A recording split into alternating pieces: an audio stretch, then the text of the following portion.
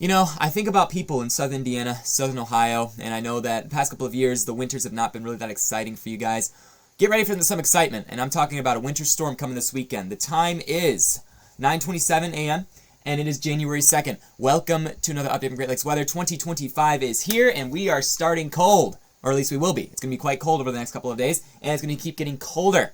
So welcome to the new Great Lakes Arctic blast that we're having coming our way. And it's going to start with this little storm, this storm that we have coming through the Great Lakes region this weekend, likely starting on Sunday. Okay, so you can see the winter weather outlook from the Weather Prediction Center right here in front of you. All of the information I'm showing you today is publicly available, so you can take a look at it anywhere. Okay, you can just look it up on a website somewhere. But I'm going to kind of do some interpreting for you guys. So what you have here is you have this map. Okay, this is the probability of exceeding 0.25-inch liquid equivalent of snow and sleet. What that means is that this shows the potential for snow to be about 2.5 inches or more in a given area. And what you can see here is this little area across Illinois and Indiana. There's a 90% chance of you seeing greater than 2.5 inches of snow over the weekend with this winter storm. And let me tell you, probably pretty much all of this area is going to see more than 2.5 inches of snow, and in fact might even see more than that.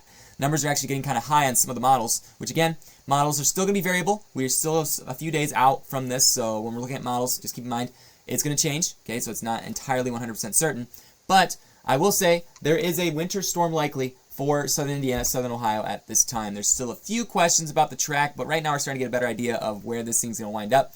And it looks like Indiana and Ohio, and then portions of northern Kentucky also, are kind of those target areas for heavier snow. And also not just that, but we're looking at an ice storm that could be going along with this on the southern flank of this. So we'll kind of break that down just a little bit as well.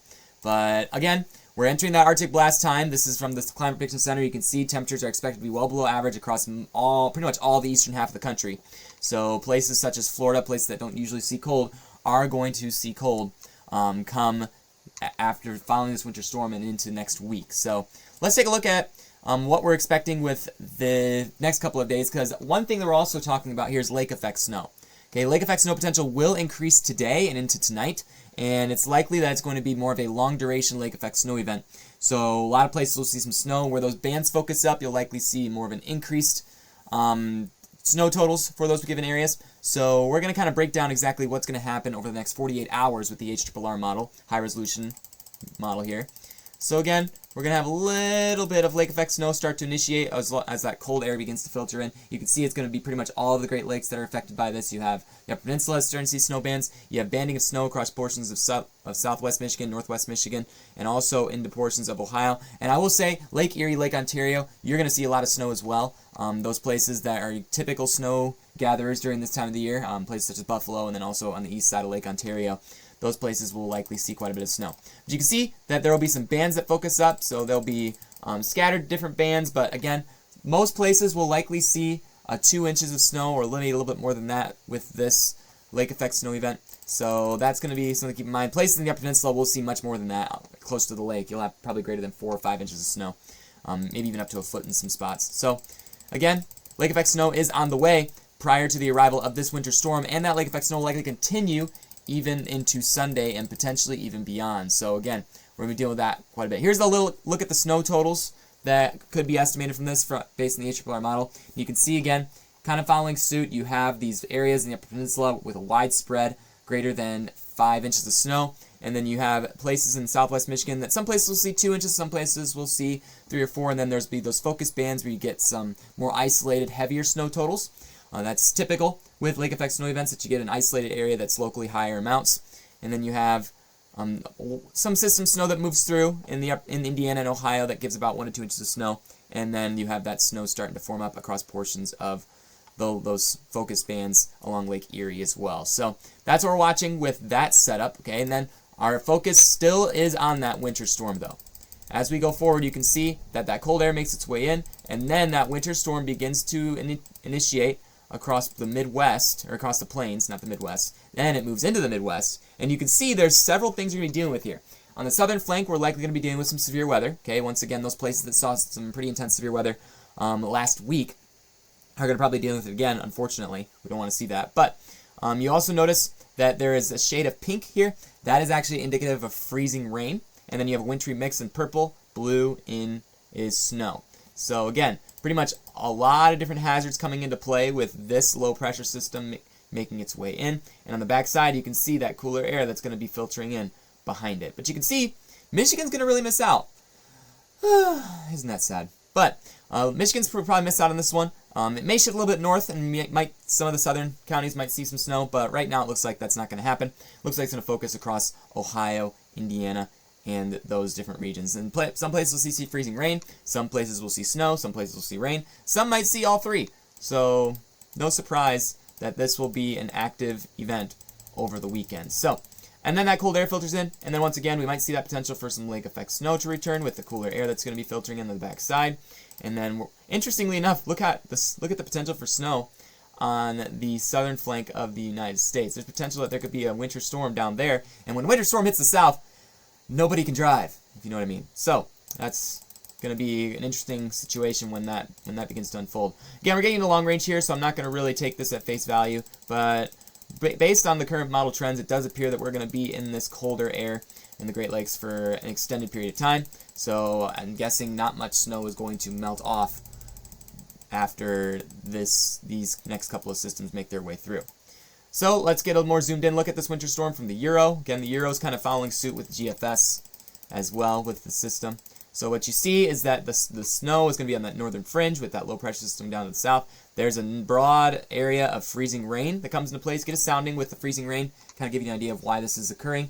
You have temperatures at the surface of about 25 degrees Fahrenheit, and in the loft you have temperatures that are well above freezing. So again, any ice crystals that form in this dendritic growth zone will likely melt into rainfall, and then that rain will become supercooled as it makes its way towards the ground and then freeze on contact at 25 degrees temperature. So that's where you get your freezing rain potential from.